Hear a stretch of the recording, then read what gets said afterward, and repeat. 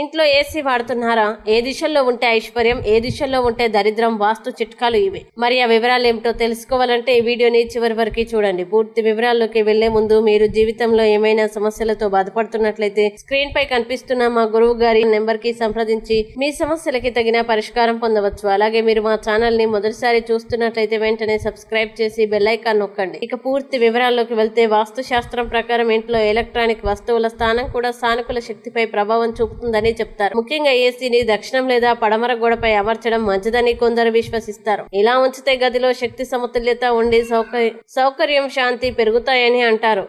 అయితే ఈశాన్య దిశలో ఏసీ పెట్టడం నివారించాలని సూచిస్తారు.